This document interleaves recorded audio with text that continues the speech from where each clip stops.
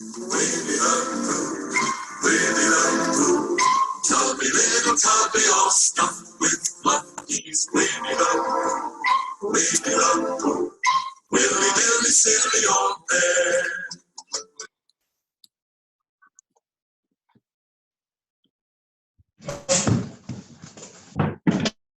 And good morning, and thank you for joining my reading corner today on Monday, April 8th. And I hope you are well there, Grace, and that all of your people are safe. And all the other people who are also in shutdown around the world, that we remain safe and together so that we all get through this together and can move forward. That is my prayer for all of us. Namaste. Okay. Namaste. So, Winnie the Pooh. You know, one of the things that I've been doing is picking up stories that have always been my favorite as a child. And they always remained a favorite. You and I, we were together. We did read Little Black Sambo, but a lot of people had a lot of problem with that. And so I have taken it down.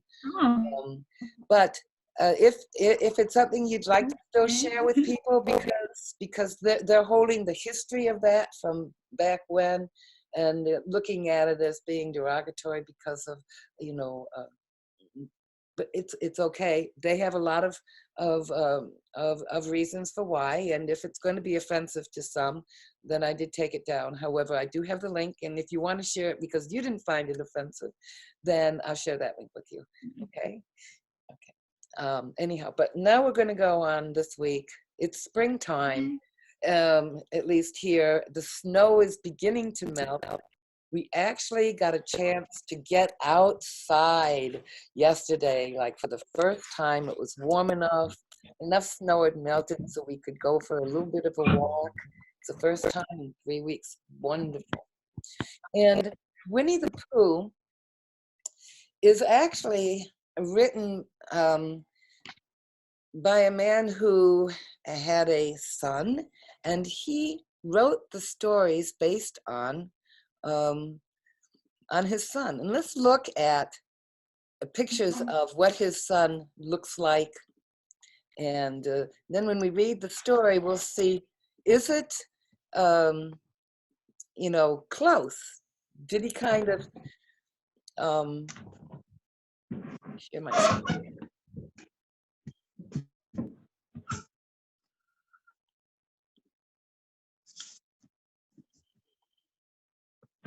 Pull this over here and I can get it.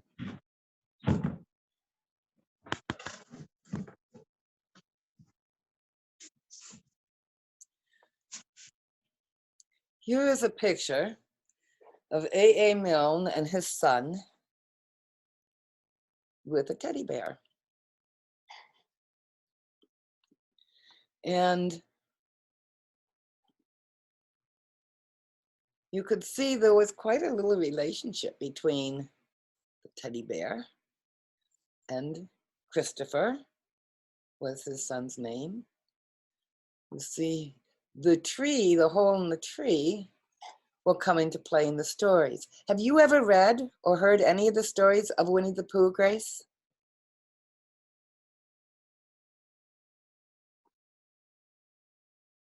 No, unfortunately, I've never. Well, you know, and that might, but this is what's kind of fun is to be able to share these things with people who it really isn't part of their culture. So you can see a little bit about what he looks like. Now I have with me my Winnie the Pooh. Ooh. This little teddy bear is about 68 years old. Got this as a child. And I'm 70 now, so it's been with me for a few years. You notice that it's kind of bedraggled, and it doesn't have the original eyes, but this is my Winnie the Pooh. Okay. And actually, Winnie has some friends, and he'll introduce them to you as we read the stories. You want to sit here while I'm reading? Oh, you do? Okay, all right. So my book is a very heavy, big book because it actually has all of the books of Winnie the Pooh in it. And it has the When We Were Six poems that he wrote. Actually, the poems were the first things that he wrote. He was actually a playwright. He wrote plays. And then when Christopher was born, he started writing poems, and then he started to write the stories of Christopher Robin and Winnie the Pooh, which is what he's best known for. And the first story that I wanted to read is really one that introduces us to Winnie the Pooh and Christopher Robin.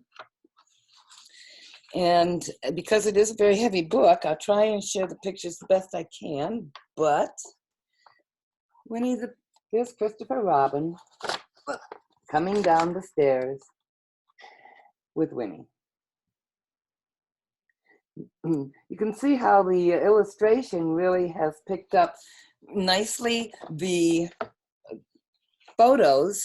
You can see the photo of the little boy and of Christopher, and of the way the illustrator has portrayed him. So this is the first chapter in which we are introduced to Winnie the Pooh and some bees, and the stories begin. Here is Edward Bear coming downstairs now, bump, bump, bump, on the back of his head, behind Christopher Robin. It is, as far as he knows, the only way of coming downstairs. But sometimes he feels that there really is another way, if only he could stop bumping for a moment and think of it. And then he feels that perhaps there isn't. Anyhow, here he is at the bottom and ready to be introduced to you, Winnie the Pooh. When I first heard his name, I said, just as you are going to say, but I thought he was a boy. So did I, said Christopher Robin. Well, then you can't call him Winnie. I don't. But you said, he's Winnie their Pooh. Don't you know what their means? Ah, yes. Now I do, I said quickly. And I hoped you do too, because it's all the explanation you're going to get. Sometimes Winnie the Pooh likes a game of some sort when he comes downstairs. And sometimes he likes to sit quietly in front of the fire and listen to a story. This evening, what about a story? Said Christopher Robin. What about a story? I asked. Could you very sweetly tell Winnie the Pooh one? I suppose I could, I said. What sort of stories does he like?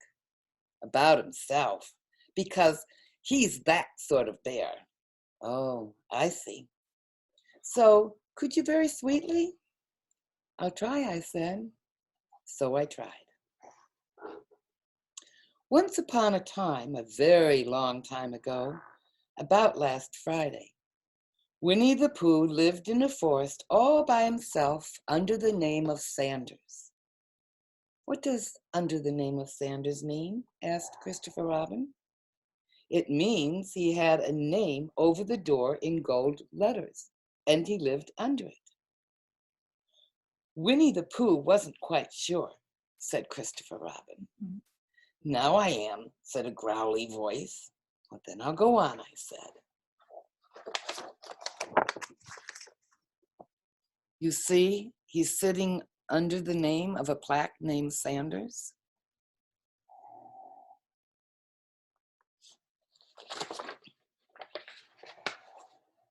One day he was out walking. He came to an open place in the middle of a forest. And in the middle of this place was a large oak tree. And from the top of the tree, there came a loud buzzing noise. Winnie the Pooh sat down at the foot of the tree, put his head between his paws, and began to think. First of all, he said to himself, that buzzing noise means something. You don't get a buzzing sound like that, just buzzing and buzzing, without its meaning something. If there's a buzzing noise, somebody's making the buzzing noise. And the only reason for making a buzzing noise that I know of is because you're a bee. Then he thought another long time and said, and the only reason for being a bee that I know of is making honey. And then he got up and he said, and the only reason for making honey is so that I can eat it. So he began to climb the tree.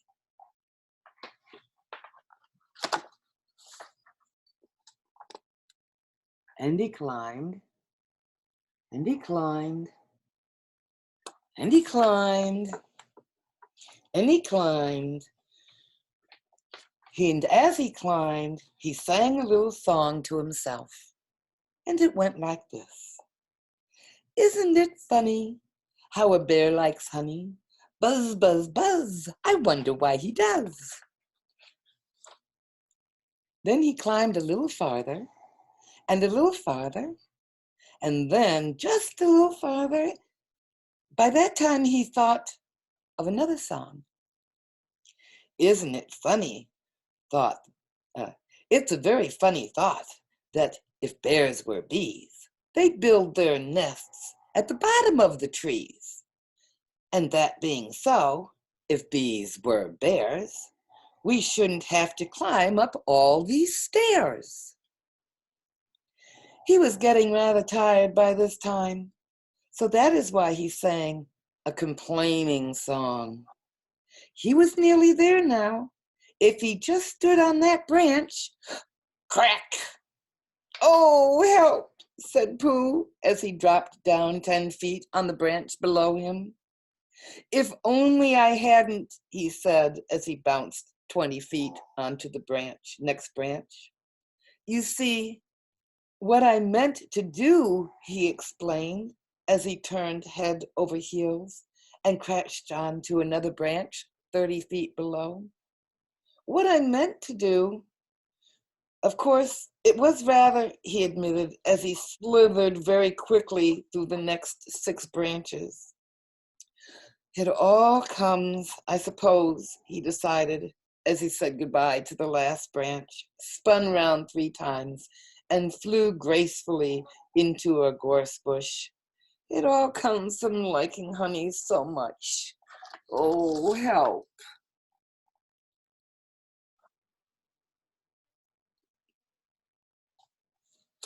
That's a long ways to fall for a little bear.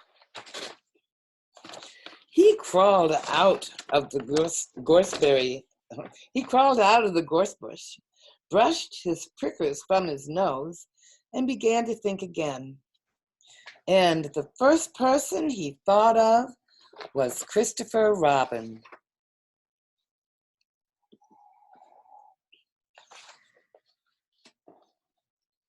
Was that me? Said Christopher Robin in an awed voice, hardly daring to believe it. That was you. Christopher Robin said nothing, but his eyes got larger and larger, and his face got pinker and pinker. So Winnie the Pooh went round to see his friend Christopher Robin, who lived behind a green door in another part of the forest. Good morning, Christopher Robin, he said. Good morning, Christopher Robin, he said. Oh, good morning, Winnie there, Pooh.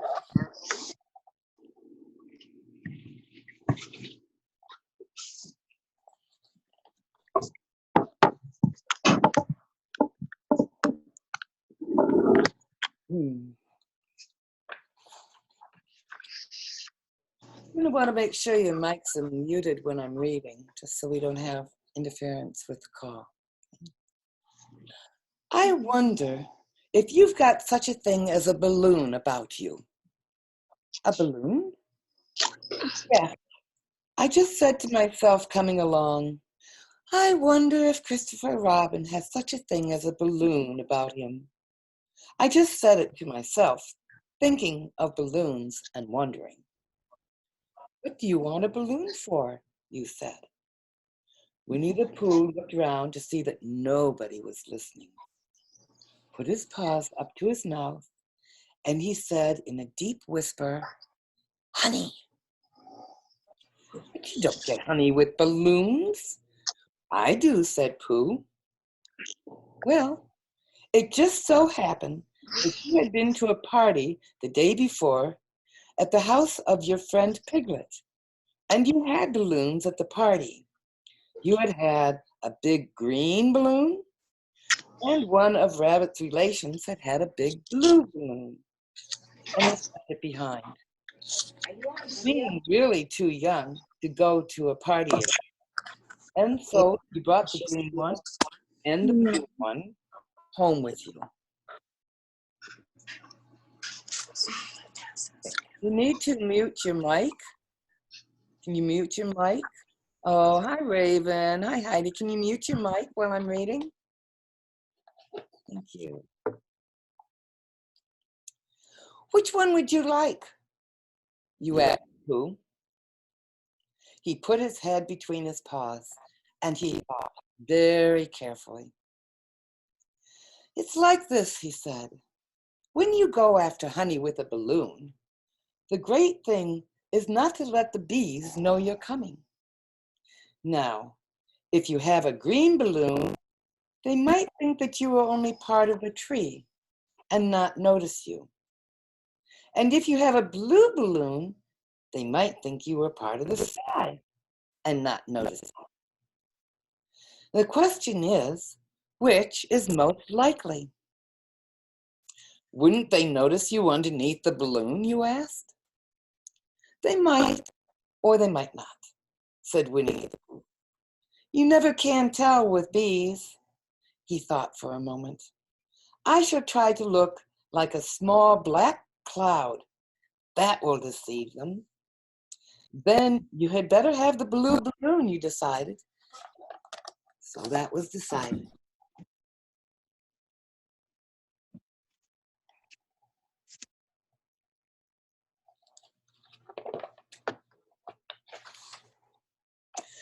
Well, you both went out with the blue balloon, and you took your gun with you, just in case, as you always did.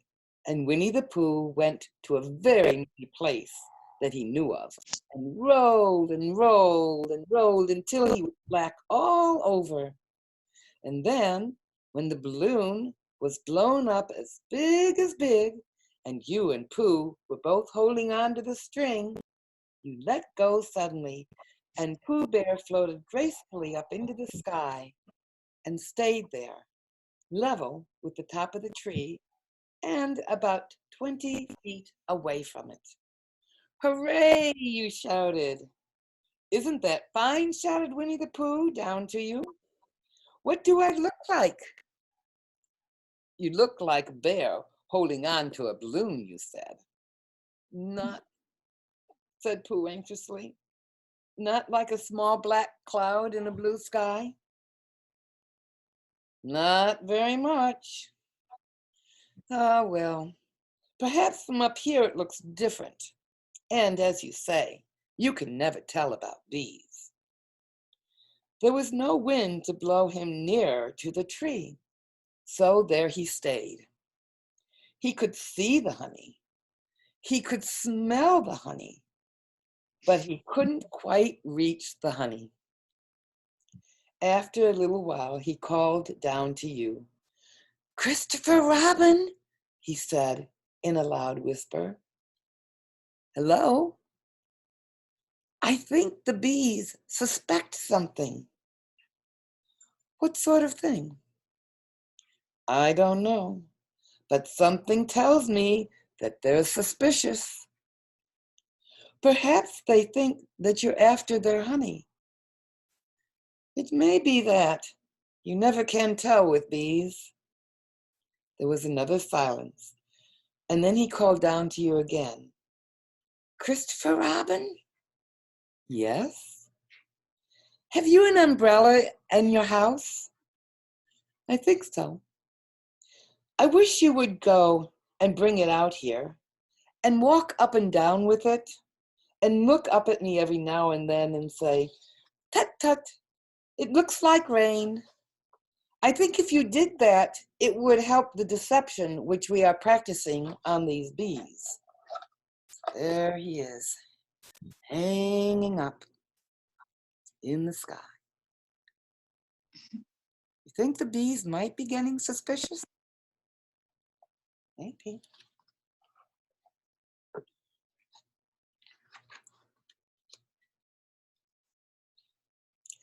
Well, you laughed to yourself, silly old bear. But you didn't say it aloud because you were so fond of him. And you went home for your umbrella. Oh, there you are, called down Winnie the Pooh as soon as you got back to the tree. I was beginning to get anxious. I have discovered that the bees are now definitely suspicious. Shall I put my umbrella up? You said? Yes, but wait a moment. We must be practical. Its important bee to deceive is the queen bee. Can you see which is the queen bee from down there? No. A pity. Well, now, if you walk up and down with your umbrella saying, tut tut, it looks like rain, I shall do what I can. I shall do what I can by singing a little cloud song, such as a cloud might sing. This is Christopher Robin walking underneath the tree with his umbrella.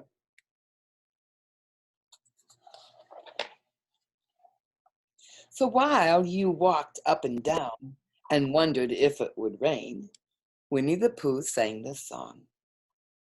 How sweet to be a cloud floating in the blue. Every little cloud always sings aloud. How sweet to be a cloud floating in the blue. It makes him very proud to be a little cloud. The bees were still buzzing as suspiciously as ever. Some of them indeed left their nests and flew all around the cloud as it began the second verse of this song.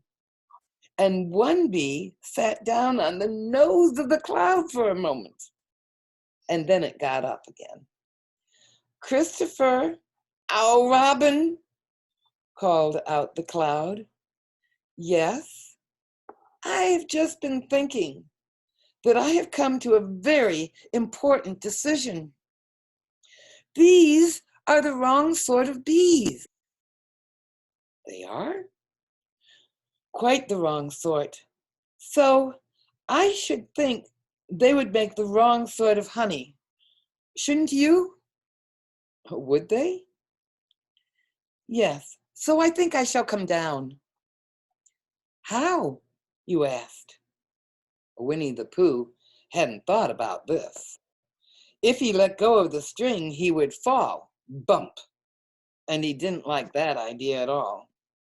So he thought for a long time, and then he said, Christopher Robin, you must shoot the balloon with your gun. Have you got your gun? Of course I have, you said.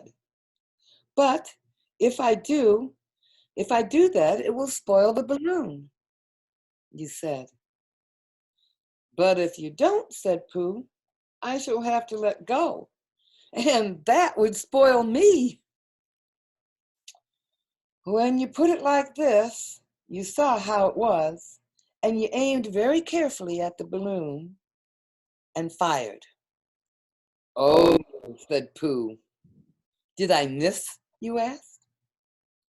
You didn't exactly miss, said Pooh, but you did miss the balloon.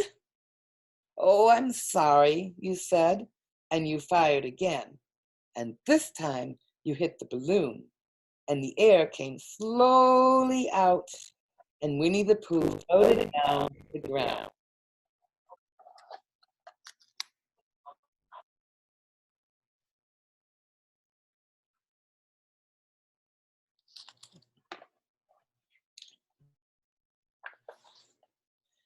but his arms were so stiff from holding on to the string of the balloon all that time that they stayed straight up in the air for more than a week.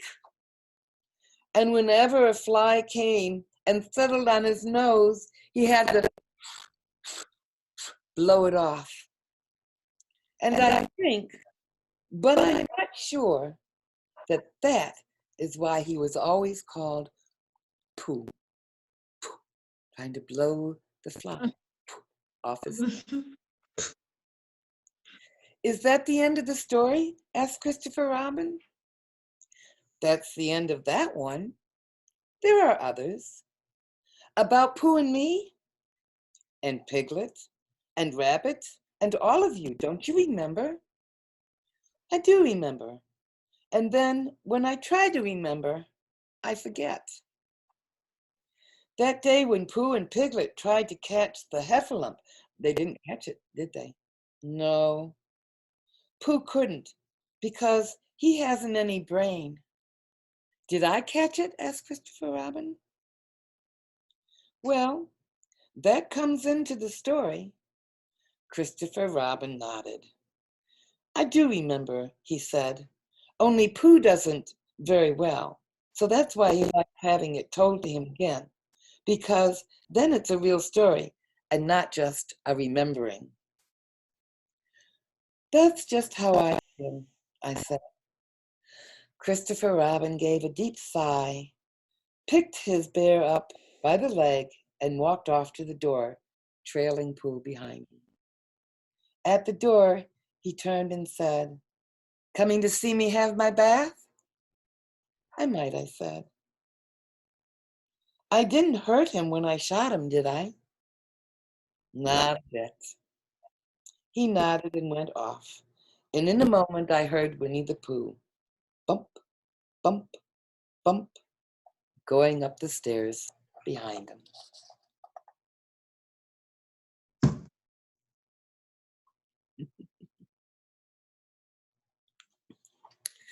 That's the end of our first story. So you can unmute for a second. I can unmute your, okay, we unmute you. You can unmute yourself. And we can, I don't know, now the other person who's here actually is Raven, who's not here now, but oh, there's Raven. And Raven is actually here in the house here. So I'll unmute her for a second. And Raven, you can unmute. Okay. So first, let's just talk a little bit about the story, and then I'll let the two of you introduce yourselves to each other. I don't know if you understood that there's three people kind of talking in the story. One person is the storyteller, okay? And the other person is Christopher Robin. And Christopher Robin asks questions and is talking.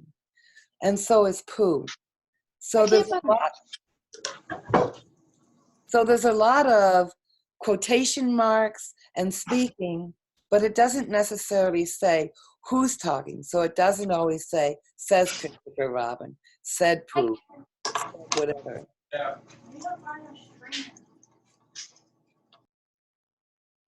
Okay. And Raven, I need to unmute you if you're talking and doing other things than with the group, okay? So were you able, Grace, were you able to follow the story fairly well? Well, I don't really follow it fully well because at some points my network was interrupting. Yes, I know. So hopefully the video that I put up, you can hear the whole story. But did you enjoy the story? This is not a story that you've ever heard or that's part of your culture. Did you enjoy it? Frozen. Did you enjoy it?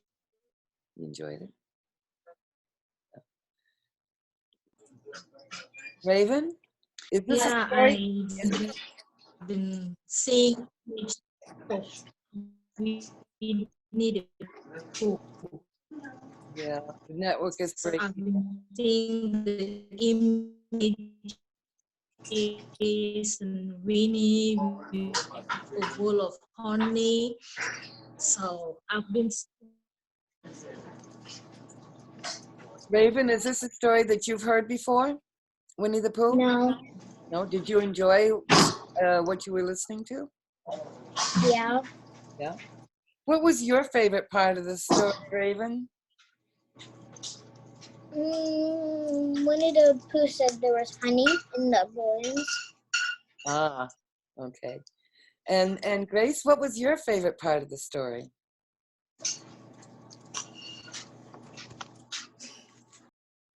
I beg your pardon. What was your favorite part of the story?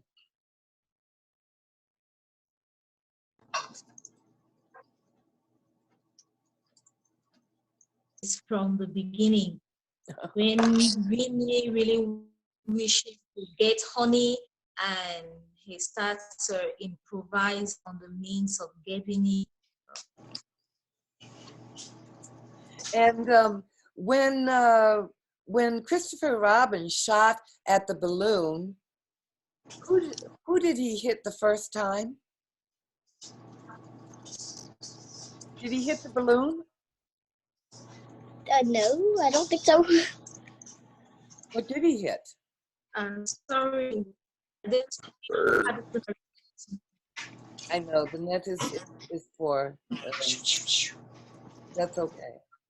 We get pieces, Grace. Raven, if he didn't hit the balloon with his first shot, what do you think Christopher Robin hit?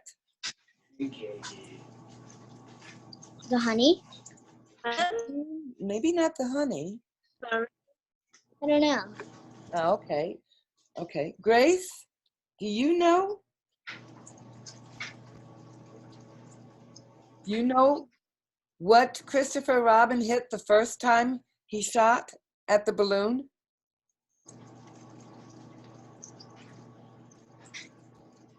Yeah. What did he hit? What did he hit? What did Christopher Robin hit? That's why I said at that time the No. network was not very stable, so I didn't really follow the story from the beginning to the end. Okay. So let me just read that little short piece there when Christopher Robin shoots at the balloon. Okay. Thank you. Thank you. So it says, you aimed very carefully at the balloon and fired. Ow, said Pooh. Did I miss? Oh, You asked. You didn't exactly miss, said Pooh, but you missed the balloon. What did Christopher Robin hit? Winnie the Pooh. You know? The Pooh? He has. He hit Pooh the first shot, Mhm. and then the second shot, he was able to hit the balloon. Do you think seeing something floating in the sky like that would look like a blue cloud, blue sky with a dark cloud underneath it?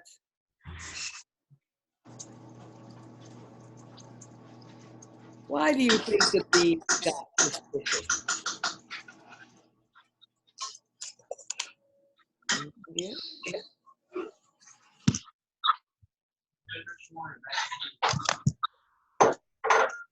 No idea? So Winnie the Pooh, he has many friends. And one of his friends, is Owl.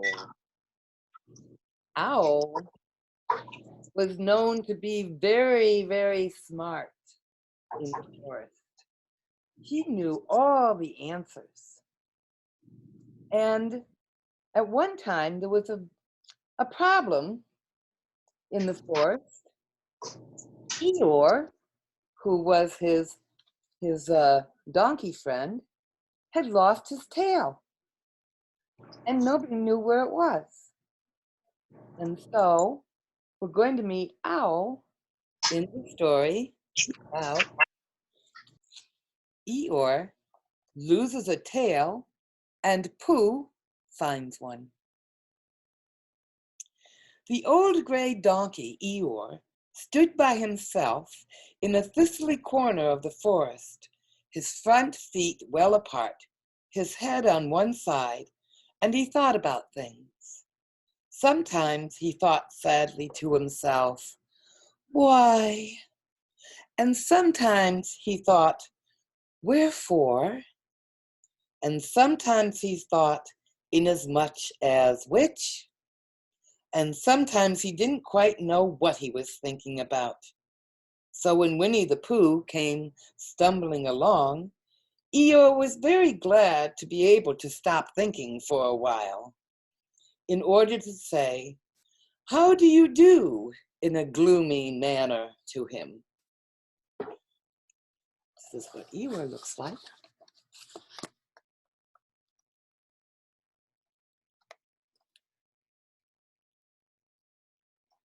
You can see the pictures of it. It's a very heavy book.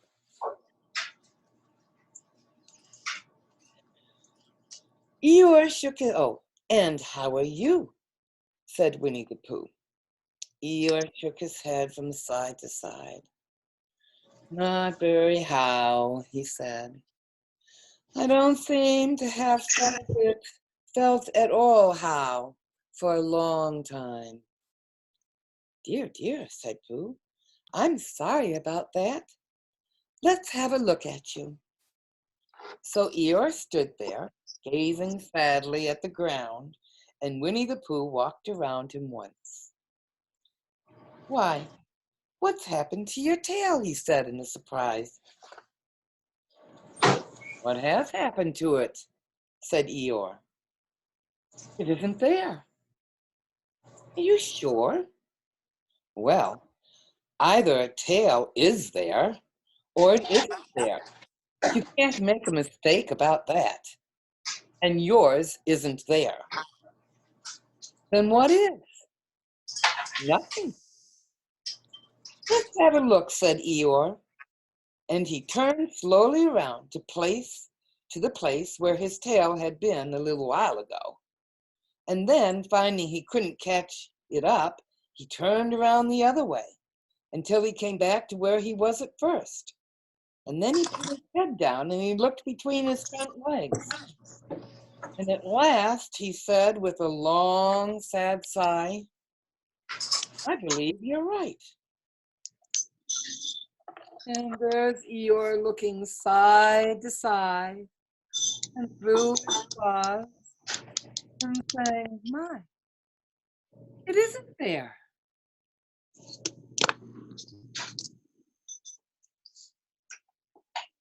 "You must have left it somewhere," said Winnie the Pooh. You don't have to watch. "Somebody must have taken it," said Eeyore. "How like them," he added after a long silence. Pooh felt that he ought to say something helpful about it, but didn't quite know what. So he decided to do something helpful instead. "Eeyore," he said solemnly, "I, Winnie the Pooh, will find your tail for you." "Well, thank you, Pooh," answered Eeyore. "You're a real friend," he said. "Not like some," he said. So Winnie the Pooh went off to find Eeyore's tail. I want to make mac and cheese. You know, I'm going to stop there with Eeyore's tail. I don't like it. And Raven, you need to mute your mic, but you can leave if you'd like. Okay. And we're going to, I said we were going to try and do a drawing lesson. And Grace, were you able to get a pencil and a piece of paper?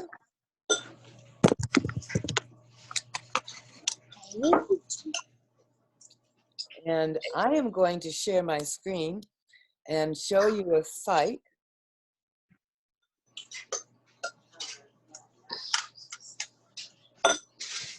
Okay.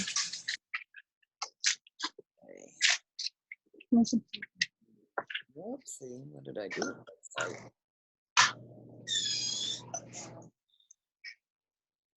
Oh, maybe I have lost that site. I'll find it again.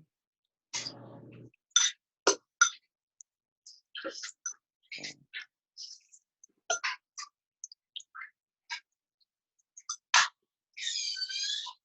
Well, darn, guys, I'm going to have to re-find that site. I think I probably um, ended up losing it when I was getting some other stuff ready. But let me see if I can find it here.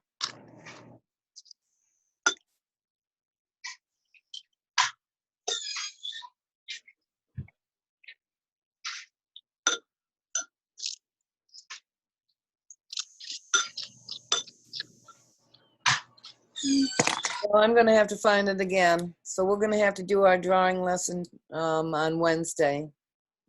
But we'll have a choice, and I'll finish with the story. We have a choice. We can choose to draw Winnie the Pooh, or we can draw a Tigger, or we can draw an Eeyore. So you can think about that, and I'll find the drawing lesson. We'll start doing the drawing lesson on Wednesday. So let me get this back, and we'll see where this Pooh finds Eeyore's tail.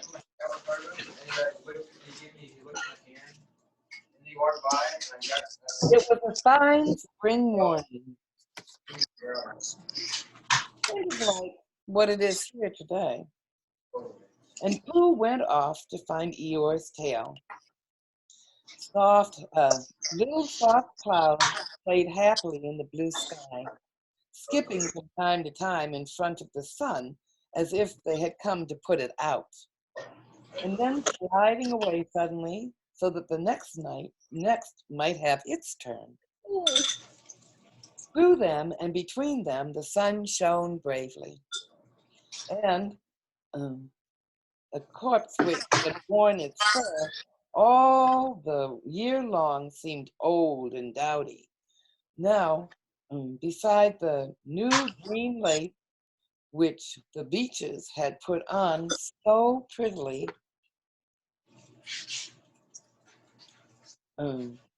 Bear marched down open slopes, through the heather, over rocky beds of streams, up steep banks of sandstone, into the heather again, and so at last, tired and hungry, to the 100-acre wood. For it was the 100-acre wood that Owl lived in. And if you had the chance, many of you would have loaded the map of the 100-acre wood. But we'll do some things with this as well.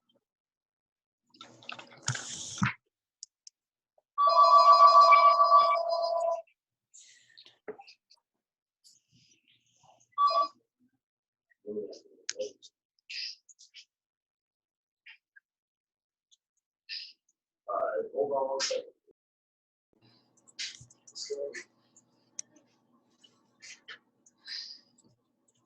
Raven, you need to mute, please. Can you do that for me while I'm reading? Okay. And if anyone knows anything about anything, said Bear to himself, it's Owl, who knows something about something, he said. My name's not Winnie the Pooh, he said, which it is, he added. So there you are. Owl lived at the Chestnuts, an old world residence of great charm, which was grander than anybody else, or so it seemed Bear, because it had both a knocker and a bell pull. Underneath the knocker there was a notice which said, "Please ring if an answer is required." Underneath the bell pull there was a notice which said, "Please knock if an answer is not required." And there's Owls.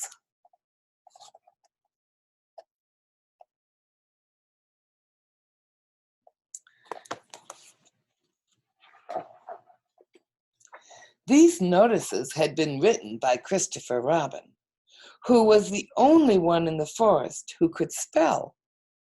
For Owl, wise though he was in many ways, able to read and write and spell his own name, Owl, which is spelled in the book, W-O-L, yet somehow went all to pieces over delicate words like measles and buttered toast.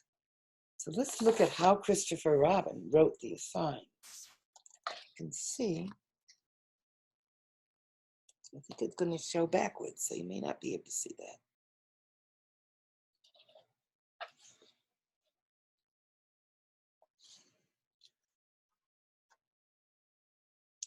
Winnie the Pooh read the two notices very carefully, first from left to right, and afterwards, in case he had missed some of it, from right to left. Then, to make quite sure, he knocked and pulled the knocker, and he pulled and he knocked the bell rope. And he called out in a very loud voice, "Owl, I require an answer. It's Bear speaking." And the door opened, and Owl looked out. "Hello, Pooh," said he. "How's things?" "Terrible and sad," said Pooh, "because Eeyore, who is a friend of mine, has lost his tail, and he's moping about it. So could you very kindly tell me how to find it for him?" "Well," said Owl, "the customary procedure in such cases is as follows." "What does customary procedure cake mean?" said Pooh, "for I am a bear with very little brain, and long words bother me." "It means the thing to do." "As long as it means that, I don't mind," said Pooh humbly. "The thing to do is as follows. First, issue a reward. Then," "Just a moment," said Pooh, holding up his paw. "What do we do to this, what you are saying? You sneezed just as you were going to tell me." "I didn't sneeze." "Yes, you did, Owl." "Excuse me, Pooh, I didn't. You can't sneeze without knowing it." "Well, you can't know it without something having been sneezed." "What I said was, first issue a reward." "You're doing it again," said Pooh. "A reward," said Owl very loudly. "We write a notice to say that we will give a large something to anybody who finds Eeyore's tail." I see," said Pooh, nodding his head. "Talking about large somethings," he went on dreamily. "I generally have a small something about now, about this time in the morning," he said, looking wistfully at the cupboard in the corner of Owl's parlor. "Just a mouthful of condensed milk or whatnot, with perhaps a lick of honey." "Well then," said Owl, "we write out this notice and we put it up all over the forest." "A lick of honey?" murmured Pooh to himself. Or not, as the case may be." And he gave a deep sigh and tried very hard to listen to what Owl was saying. But Owl went on and on, using longer and longer words, until at last he came back to where he started, and he explained that the person to write out this notice was Christopher Robin. "It was he who wrote the ones on my front door for me. Did you see them, Pooh?"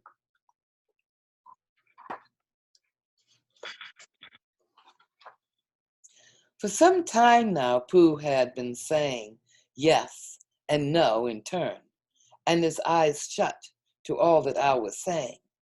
And having said yes, yes last time, he said no, not at all now, without really knowing what Owl was even talking about. Here's Pooh and Owl sitting in the parlor.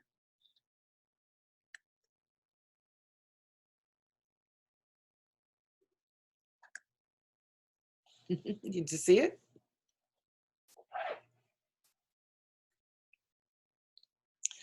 "Didn't you see them?" said Owl, in a little surprised.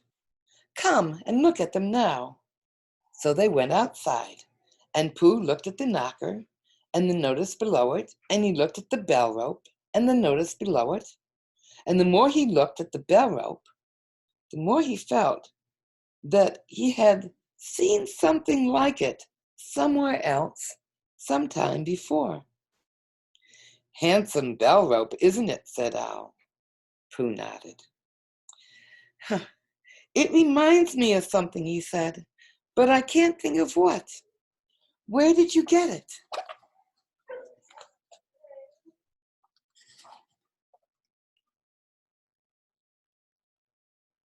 Can you see the bell pull and what he's looking at right here? That looks so familiar.